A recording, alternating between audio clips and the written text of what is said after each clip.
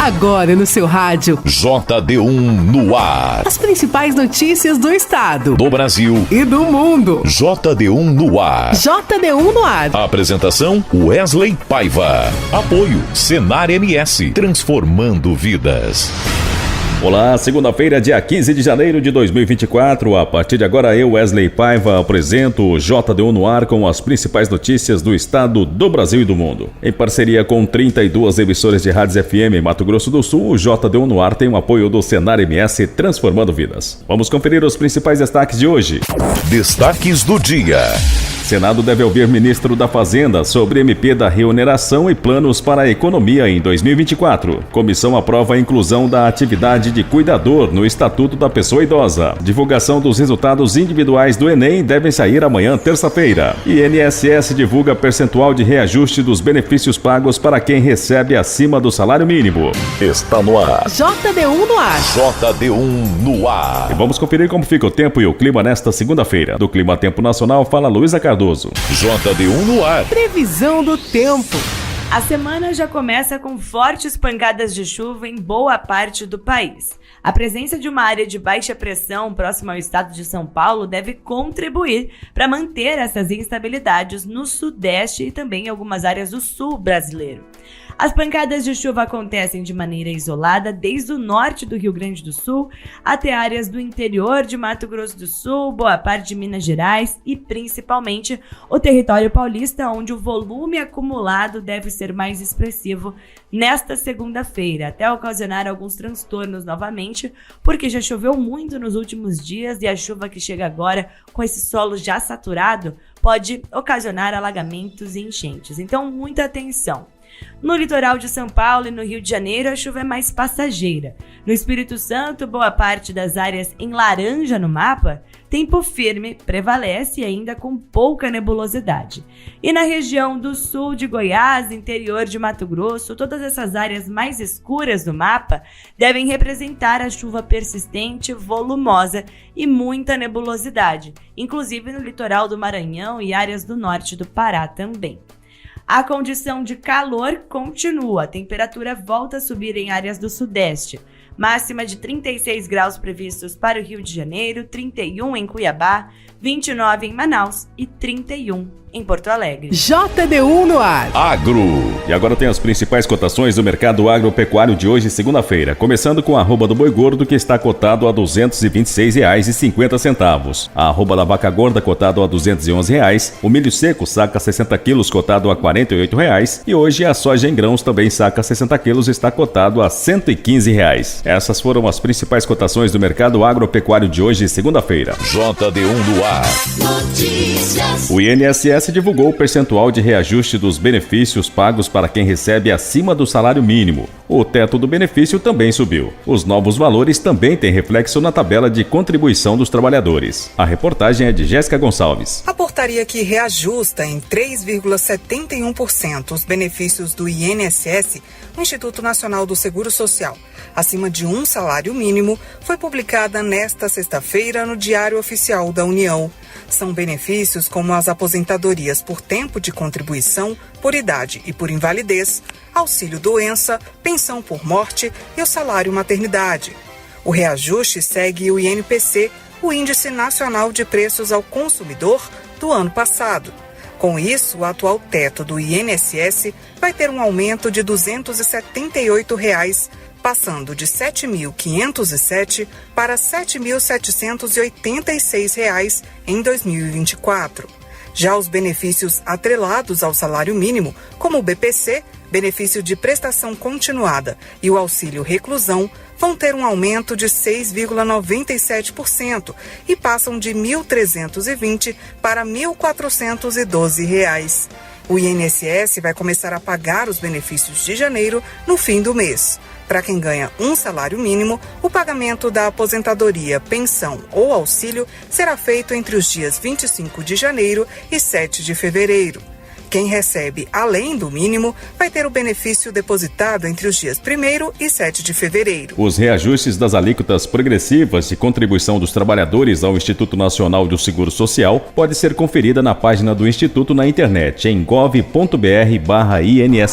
JD1 no ar. JD1 no ar. E um projeto em discussão na Câmara determina a isenção de IPI para produtos destinados a pessoas com deficiência. Entenda na reportagem de Silvia Miato. A Comissão de Defesa dos Direitos das Pessoas com Deficiência da Câmara aprovou o projeto de lei que isenta de imposto sobre produtos industrializados as cadeiras de rodas, os aparelhos ortopédicos e os auditivos. A isenção é restrita a pessoas com deficiência de baixa renda ou entidades sem fins lucrativos que doam esses produtos. A deputada Luísa Canziani, do PSD do Paraná, relatora do texto, diz que a proposta pode incentivar a inovação industrial. Como vai ser mais barato produzir na medida em que está havendo essa isenção do IPI, isso certamente vai estimular o mercado, a produzir em mais quantidade, a inovar para que a gente tenha cada vez mais produtos diversificados para atender a todas as pessoas com deficiência. Pelo projeto, o produto comprado com isenção não poderá ser vendido a pessoa que não seja de baixa renda antes de 4 anos. A proposta que isenta de IPI a fabricação de equipamentos usados por pessoas com deficiência ainda vai ser analisada pelas comissões de Finanças e Tributação e de Constituição e Justiça. Quer saber como 2 letrinhas viram notícias no seu WhatsApp? Facinho, facinho. É só mandar um simples oi para o JD1 981 35 98 88. Nossa, até o nome não é fácil de lembrar. Cadastre 981 35 98 88 no seu WhatsApp e escreva apenas Oi. As principais notícias de Mato Grosso do Sul, do Brasil e do mundo bem aí, na palma da sua mão. Deu oi, virou notícia. JD1Noticias.com JD1Noticias.com JD1Noticias.com. A notícia no seu celular. E da nossa central de jornalismo, a repórter Sara Chaves tem mais notícias que estão em destaque no portal JD1. Olá, ouvintes do JD1 no ar. O brasileiro Vanilton Benites do Amaral, de 54 anos, foi morto a facadas em uma fazenda em Pedro Juan Cabalheiro, cidade paraguaia, na fronteira com Ponta Porã, em Mato Grosso do Sul. O motivo do assassinato seria o sumiço de um cavalo. O brasileiro estaria com um cavalo emprestado do vizinho e quando o vizinho foi buscar, Vanilton disse que não sabia onde o animal estava, o que causou uma briga entre eles. O suspeito, que estava carregando uma faca, atingiu o brasileiro no pescoço e na cabeça. O caso está sendo investigado pelas autoridades do Paraguai. O professor de Educação Física Igor Tavares dos Santos, de 26 anos, foi executado a tiros durante a madrugada de domingo na cidade de Paranhos. O professor foi morto por um homem encapuzado enquanto estava em uma área de lazer em Paranhos junto com amigos, quando o autor chegou e começou os disparos. O professor Igor morreu no local e pelo menos 2 jovens de 23 e 28 anos também ficaram feridos e foram encaminhados para o Hospital Municipal de Paranhos, mas acabaram transferidos para Ponta Porã. A Polícia Civil ainda não tem informações sobre a motivação e quem seria o pistoleiro responsável pelo assassinato e segue investigando a morte do professor em Paranhos. A divulgação dos resultados individuais do Enem devem sair amanhã, dia 16 de janeiro, de acordo com o calendário informado pelo Instituto Nacional de Estudos e Pesquisas, o INEP.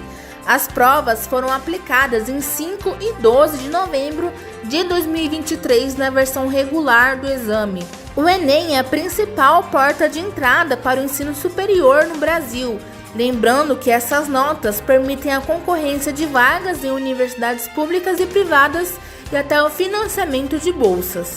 Sara Chaves para o JD1 no ar. Você está ouvindo? JD1 no ar. Apoio Senar MS, transformando vidas. E agora aqui no JD1 no ar tem um informativo diário do Senar MS.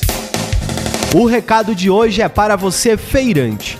Para aumentar a comercialização dos produtos e conseguir bons resultados, os feirantes atendidos pela assistência técnica e gerencial do Senar MS contam com a ajuda dos agentes de negócios.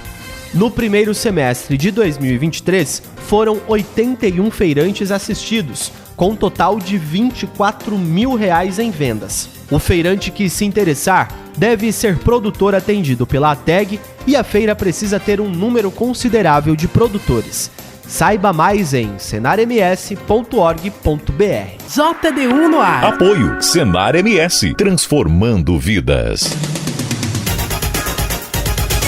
A Comissão de Direitos Humanos aprovou um projeto que inclui as atividades do cuidador no Estatuto da Pessoa Idosa. A reportagem é de Júlia Lopes. De autoria do senador Flávio Arnes, do PSB do Paraná, o texto define que o cuidador desempenha atividades de acompanhamento e auxílio à pessoa idosa nos mais variados aspectos de sua vida cotidiana, como prestação de suporte emocional, apoio na convivência e ajuda na administração de medicamentos. Também diz que as funções do cuidador deverão ser pautadas pela ética e que a administração de medicamentos e outros procedimentos de saúde deverão ser autorizados e orientados por profissional de saúde habilitado. A relatora senadora Mara Gabrilli, do PSD de São Paulo, destacou a importância de reconhecer na legislação os profissionais que atuam nessa área. Assusta ver que todo esse grande contingente de trabalhadores tem seu labor não amparado pela lei. Portanto, parece-nos relevante e, sobretudo, necessário que finalmente a legislação brasileira legitime o exercício de uma atividade profissional tão vital na sociedade de hoje. Segundo o Ministério do Trabalho, entre 2007 e 2017, o número de cuidadores no país aumentou 547%. O projeto segue para análise da Comissão de Assuntos Sociais. JD1 no ar. Esporte. E agora Dinil Almeida tem as últimas notícias esportivas.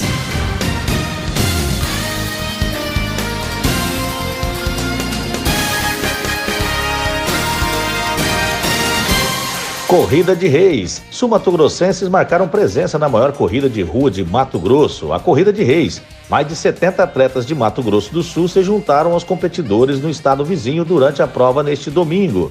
Esta é a 39ª edição da prova, que já se tornou tradicional no calendário de corridas realizadas no Brasil. Entre os inscritos de Mato Grosso do Sul, há corredores das seguintes cidades: Dourado, São Gabriel do Oeste, Aquidauana, Ponta Porã, Amambai, Fátima do Sul, Coxim, Rio Verde, Anastácio, Bataguaçu, Naviraí e Campo Grande. Ao todo, cerca de 15 mil corredores participaram da 39ª edição do evento.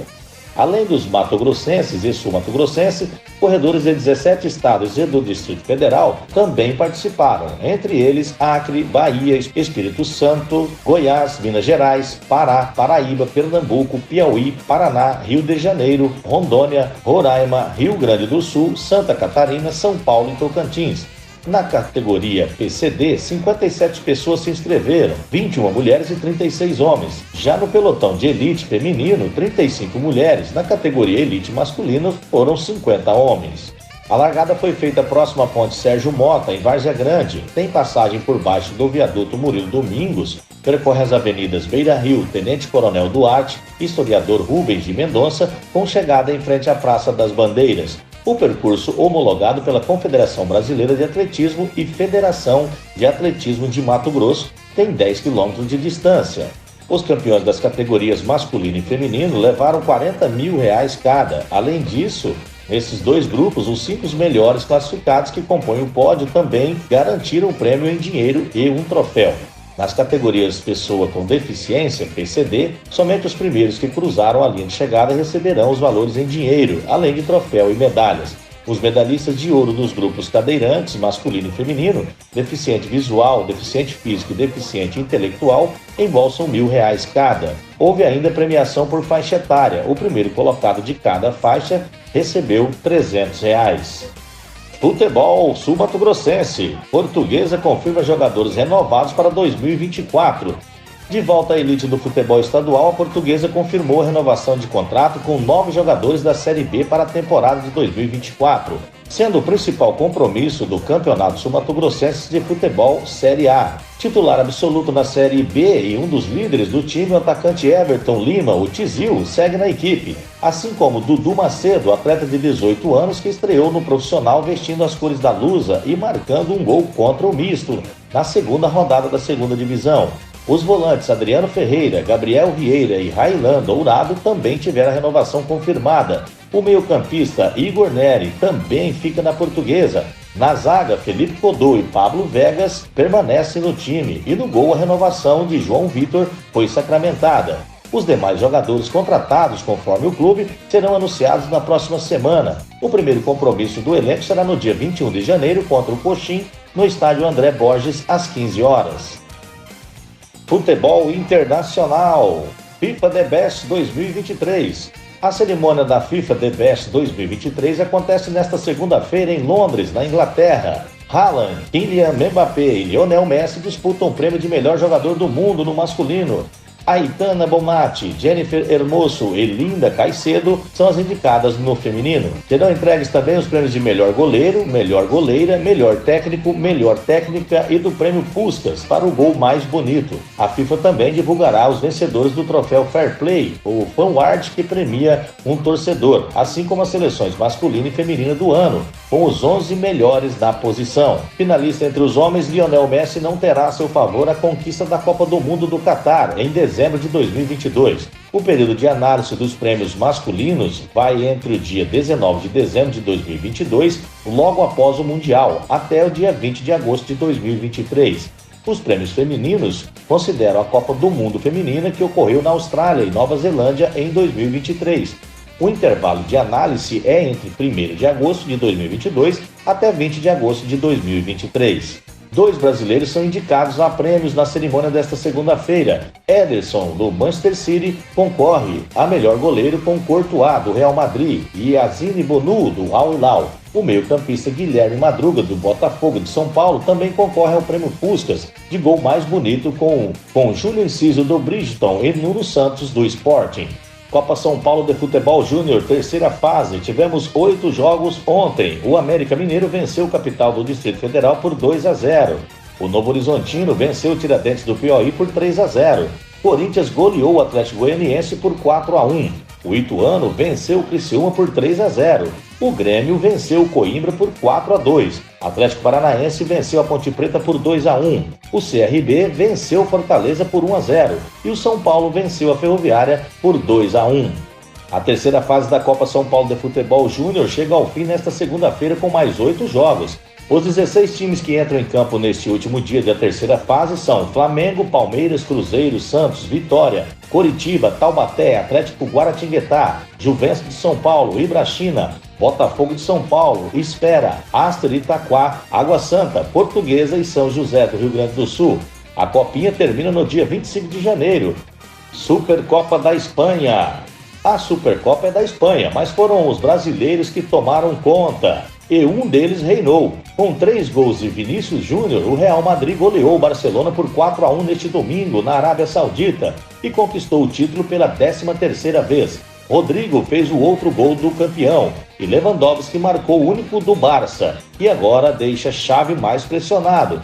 Vitor Roque nem sequer saiu do banco no Clássico. O Real Madrid levanta sua 13ª Supercopa e se aproxima do Barcelona, maior vencedor do torneio com 14 taças. A última conquista havia sido em 2022. Os 2 times voltam a campo na Copa do Rei na quinta-feira. A equipe de Carlo Ancelotti faz o clássico com o Atlético no Metropolitano e o Barça pega o Unionistas da 3ª divisão. JD1 no ar, direto de Brasília. Avança na Câmara o projeto que obriga o poder público a instalar laboratórios em escolas de educação básica. Os detalhes com a repórter Maria Neves. Projeto aprovado na Comissão de Educação da Câmara prevê a instalação de laboratórios em todas as escolas públicas de ensino fundamental e médio do país. Pela proposta do deputado Charles Fernandes, do PSD baiano, os governos federal, estaduais e municipais devem implantar laboratórios de ciência, matemática e informática nas instituições de ensino. Conforme explica a relatora do projeto, deputada Rogéria Santos, do Republicanos da Bahia,